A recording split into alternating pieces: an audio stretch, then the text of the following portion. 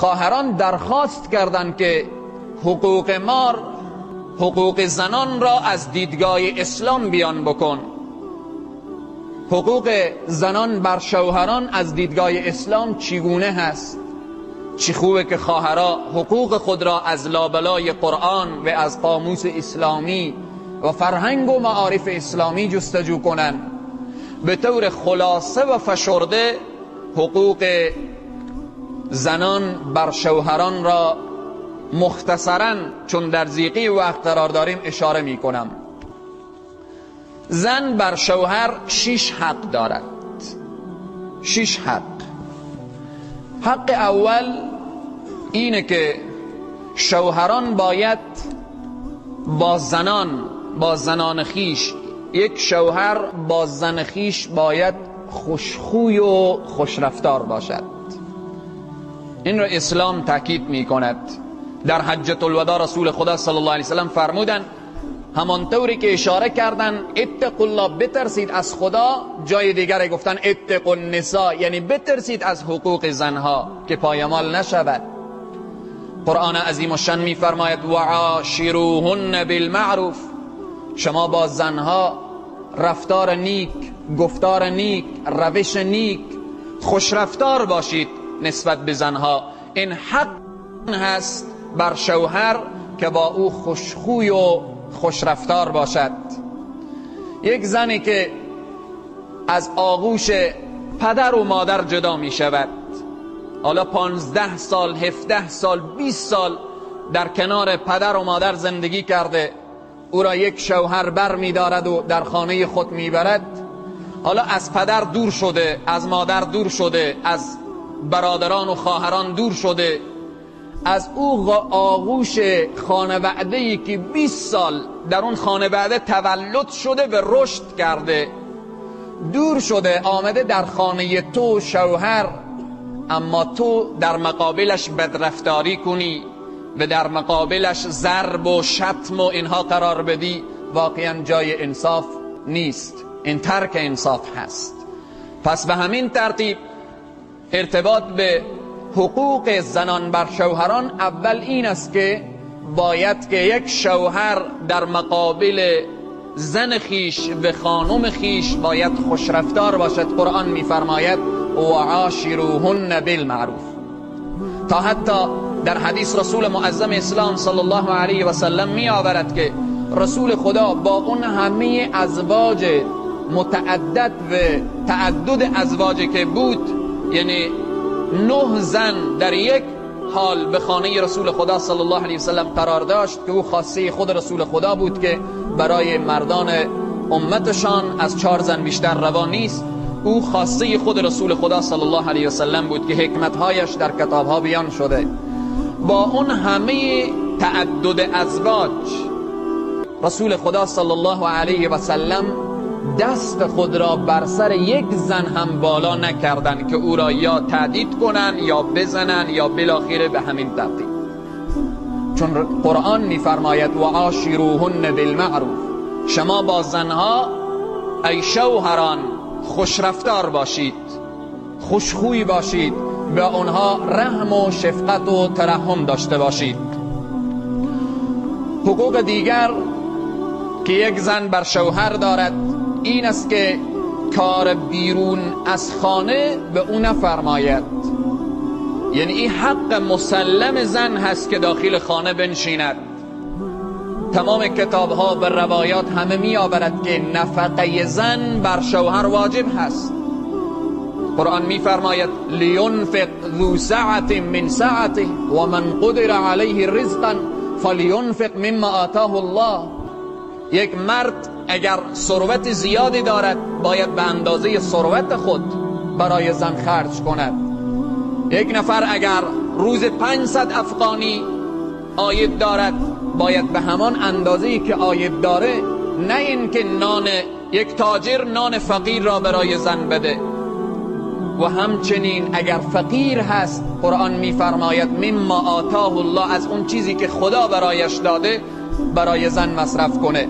یعنی شریعت می‌فرماید تاجر حق نداره که برای اهل و عیال خود مصرف یک فقیر را بنمایه و فقیر هم حق نداره که برای زن و فرزندان خود مصرف یک تاجر و یک غنی را. این نص صریح قرآن در سوره طلاق هست. لینفق ذو سعة من سعته و من قدر علیه رزقه فلینفق مما آتاه الله. این از حقوق زنان نسبت به شوهران هست. همچنین ارتباط به کار خانه، امروز متاسفانه که زنها بیرون میشن به کار دوائر دولتی و مؤسسات و در اینها دنبال حقوق خود میگردن، حالان که این حقوق نیست، این ذلت است، خواری هست، بدبختی هست. رسول الله میفرمایند کار وقتی حضرت فاطمه الزهرا به عقد نکاح حضرت علی کرم الله وجهه در آوردن، گفتن ای فاطمه کار داخل خانه از توست و کار بیرون از خانه از حضرت علی کرم الله وجهه می باشد. اما امروز تبلیغات دشمن چنان بر سر امت اسلام هجوم آورده که زنها فکر میکنن که اگر برن در دوایر دولتی و مؤسسات و بالاخره کارهای شاقه و اینها انجام بدن این یکی از حقوقشان. نه، خدای تبارک و تعالی دستور داده مرد را که بره کار کنه، تلاش کنه، زحمت بکشه، بیای نفقه زن را بپردازه و زن صحیح و سالم با عزت و با عفت داخل خانه خود بنشینه و سرپرستی از اولادها و سرپرستی از اون مال و خانواده و از اینها داشته باشه.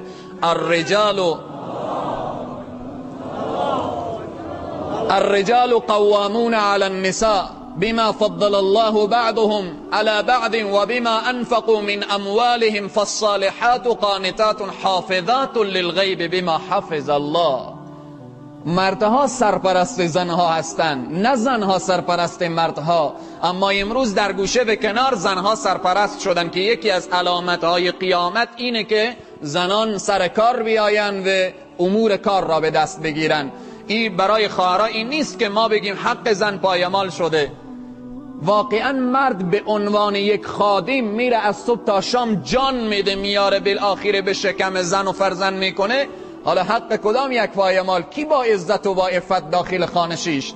وسط هفته خیلی جالب بود یک خبر از یکی از ولایت های افغانستان که گفت که تا به حال خشونت مردها علیه زنها بوده. گفت خبر جالبی به ما رسیده از یکی از ولایت ها بود که خشونت زنها علیه مردها.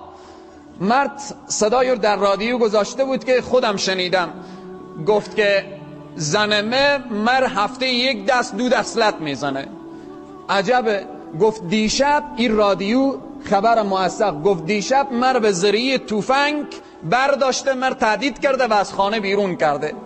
وقتی که خبرار تعقیب کردیم که تمام امور خانواده به دست زنه و مرد داخل خانه بچه هوش میکنه و دیک میپزه و زن کار میکنه بیرون نفقه میاره. با جمع دوستا گفتم او زن نبوده، شوهر بوده، حق داشته که بزنه.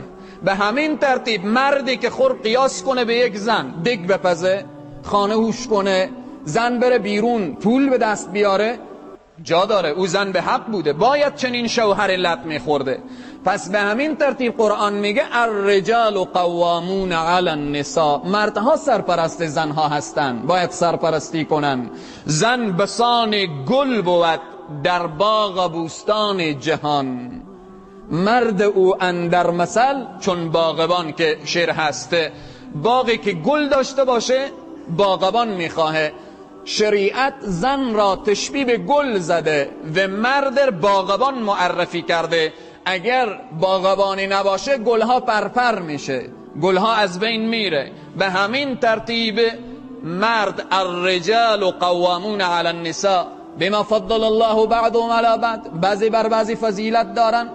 ادامه آیه میفرماید زنان خوب و زنانی که خدا از ایشان راضیه اونها زنان صادق و زنان با ایمان و زنانی که وقت شوهرانشان از خانه غائب می شود از مال و ثروت شوهر و خانواده شوهر و از اولادهای شوهر درست و صحیح پرستاری میکنن و از اونها حفاظت میکنن.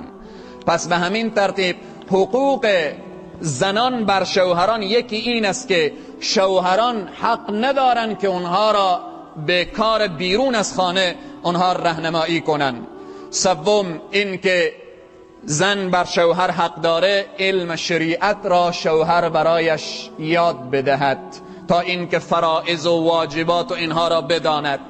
شما برادران مسئولیت داریم وقتی به خانه میریم حرف دین و شریعت را برای خانم ها و فامیل و اینها بگیم، این یک حقه. حالا خواهران تعداد کمی نماز جمعه میآیند، خواهرانی که داخل خانه اند، اونها یکی از حقوقشان اینه که اونها را از علم شریعت، از علم احکام دین، از فقه و عقاید، از اینها اونها را با خبر کنیم. اما امروز متاسفانه پدر دختر خود روان میکنه به مکتب، شوهر خانم خود به مکتب روان میکنه، از صنف 12 هم فارغ میشه، شاید از یکی از پنجه ها هم فارغ بشه، اما احکام شریعت را، مفسدات نماز و مکروهات نماز و یا مفسدات روزه و اینها را نمیدانه. شاید مسائلی که تعلق به خود خانم ها داشته باشه، مسئله حیض و نفاس، شاید این مسائل را هم زیاد آگاهی نداشته باشه. یکی از حقوق زنان بر شوهران اینه که علم شریعت را برایشان یاد بدهن تا اینکه نشه که در روز قیامت اخوان شوهرار بگیرن که تو شوهر به نماز جمعه میرفتی، تو شوهر از احکام دین با خبر بودی، تو شوهر مسائل دین را میدانستی اما من راهنمایی نکردی، از تو درخواست کردم پیراهن لوکس برای من خریدی اما فرضای غسل و واجبات وضو برای من نگفتی و من ندانستی. تا حتی در مسئله هفته بعدی ارتباط به، اگر عمر باقی بود، ارتباط به حقوق شوهران بر زنان اشاره می شود که اگر زن از شریعت، از احکام شریعت، از قانون قرآن ابا بورزه، شوهر در مقابل از او چی عکس العمل نشان بده. حقوق شوهران بر زنان در هفته بعدی اشاره می شود. امروز حقوق زنان بر شوهران می باشد. چهارم آن که طعام حلال برای شوهر برای زن آماده کند. رسول معظم اسلام صلی الله علیه و سلم می فرمایند کل لحم نبط من الحرام فالنار اولا. هر جسمی که به حرام تغذیه شد، به حرام رشد کرد، به حرام بزرگ شد، او به هیچ چیزی پاک نمیشه. جسم که به حرام آلوده شد نمیشه بریم به حمام خوب کیسه کنیم و لیف کنیم و بالاخره شامپوها و صابونهای رنگارنگ استعمال کنیم، پاک نمیشه. جسمی که به حرام تغذیه شد و بزرگ شد و رشد کرد، رسول الله میفرمایند فنار اولا، آتش اولایه، او باید در دوزخ بیفته و داخل دوزخ او کلما نضجت جلودهم بدلناهم جلودا، این جلد به هم بریزه و جلد دیگر خدای تبارک و تعالی بسازه، او جسمی که به حرام تغذیه بشه چنین پاک میشه. ما و شما هم دیدیم که اگر یک دیگی سیاه میشه بین خانواده، بین و بالاخره جامعه، او پاک میکنن، پاک نشد مایه ظرفشو پاک نشد، بالاخره با اون شی دیگری، یا بالاخره اگر نشد میگن این را ببریم به اصطلاح قلاین کنیم یا بالاخره بندازیم به کوره تا دیگ پاک بشه و بالاخره سالم بشه. انسانی که جسم او به حرام رشد کرد او فنار اولا. پس یکی از حقوق زنان بر شوهران اینه که زنان حق دارن بپرسن شوهر جان این غذایی که تو آوردی و این طعامی که آوردی از چی راه تهیه کردی؟ اگر حلاله که من بخورم، اگر حرامه که با همان به اصطلاح نان خشک بسازم و جسم خود را با حرام تغذیه نکنم. خواهران با عزت، با عفت، خواهران خداجویی که گفتن حقوق ما از لابلای قرآن بیان بشه، یکی از حقوق خواهران اینه که بر شوهران پرسان کنن این نانی که آمده، این غذایی که آمده از چی راه، تا این که مرد هم تکان بخوره. در چند روز پیشتر یک برادر قصه کرد، گفت که به خانه دوستا در عید می رفتیم، از هر خانه چندانه تخم نخود چیزی را بر می داشتم و بالاخره تیز بیرون می شدیم، یک مشت شد به اصطلاح ما و شما. رفتم به خانه یک برادری که شاید در نماز جمعه هم باشه که الان هم اگر او استاده کنیم شاید همین حرف بزنه، قصه کرد، خیلی واقعا خوشحال بود. گفت که همین مشت نخود کشمیشی که بود از کیسه خود بیرون کردم برای خانم خود، گفتم بگیر که ما از صبح خانه دوستا رفتیم، اینها رو به تو. گفت زن برداشته گفته که من حامله‌ام، طفل در بطن دارم، نمیدانم که این از کدام سفره تو برداشتی، نمیدانم که اون نفری که دسترخوان در روز عید هموار کرده او پول از کجا آورده، نمیدانم که نمیخوام که همین 4 دونه نخود و به اصطلاح کشمیش با طفلی که در بطنم پاکه او آلوده کنم. واقعا چی خواهرای قابل قدرن. خدای تبارک و تعالی همه خواهران و مادران و همسران ما چنین همسرانی بگردانه که شوهران را متوجه بسازن. خواهران میتونن، الام مدرستون، مادر مدرسه هست. اگر خواهر ساخته شد، اگر مادر ساخته شد، اگر دختر ساخته شد، جامعه ساخته می شود. پس به همین ترتیب یکی از حقوق زنان بر شوهران این است که طعام حلال از شوهران بگیرن و شوهران باید طعام حلال را به خانه ببرن تا اینکه نفقه اهل و عیال خود بگردانند. 5 آن که او را در نفقه نرنجاند، که یک اشاره اول کردیم که گفتیم یکی از حقوق اینه که کسی اگر مال داره، ثروت داره، دارایی داره، حق نداره که فامیل خور، زن خور برنجانه، بالاخره همیشه برایش نان چای بده، به اصطلاح نان معمولی بده، همیشه او از اون رزق و نعمتی که خدا به دسترسش قرار داده اونها را آزرده کنه. چون قرآن میفرماید لینفق، باید نفقه کرده شود، ذو سعت من سعت، به اندازه توان و وسعت. هر کس که به اندازه توان داره، وسعت داره، باید فامیل خود را به همان ترتیب طعام بده. و موضوع دیگر و حقوق دیگر این که اگر زن مال داره، میراث داره، ثروت داره، دارایی داره، از پدرش برایش مانده، بالاخره به همین ترتیب شوهر اجازه نداره که بدون اذنش، بدون اجازه زن خیش و خانم خیش و همسر خیش مال و ثروتش را حیف و میل نماید. وقت ما تمام شده. 6 این که رنجی که از آن به وی رسد تحمل کند. اگر گاهی وقت بین زن و شوهر اوقات تلخی می آید، یکی از حقوق زنان بر شوهران اینه که تحمل کنه. مرد باید تحمل کنه. رسول معظم اسلام در حدیثی می فرمایند که با زنان مدارا کنید و متوجه باشید که اونها از پهلوی چپ آدم علیه السلام اونها کجن. اگر بخواهید ایشان را راست کنید می شکند، اگر بخواهید به حالشان بگذارید همان کج میماند. پس با ایشان مدارا کرده تا اینکه اونها خدای نخواسته با اون سر و صداهایی که یا اینکه با اون کفران نعمت شوهر که هست خود را وارد شکایت کنن به حضرت عمر. برگشت میخواست که بره، حضرت عمر بیرون شدن صدا کردن که بیا فلانی، چی کار داشتی؟ تمام داستان رو گفت به همین منظور آمدن. گفتن متوجه باش، باید این رنجها را تحمل کرد. این زنی که الله سبحانه و تعالی به وسیله این نصف دین را تکمیل کرده، یعنی النکاح نصف من الایمان، نصف دین به ذریعه تکمیل شده. این قول حضرت عمره. دوم این که الله سبحانه و تعالی این را به یک نگهبان برای مال و ثروت ما عطا کرده. وقتی ما از خانه بیرون میشیم این مال و ثروت رو بسیار به نیکی و به زیبایی پاسبانی به پاسداری میکنه. دوم این طباخ، یعنی نانپز، وقتی به خانه میاییم نان آماده، نان را آماده کرده، اولادها دست و پایشان را شسته و به همین ترتیب آورده در روایات که این گازر هست، یعنی کالاشوی. وقتی ما درست و صحیح هر هفته 1 مرتبه 2 مرتبه لباس نو می پوشیم، هیچ اصلا به فکر لباس نیستیم، رأسا لباس نو می آیه و آماده و می پوشیم.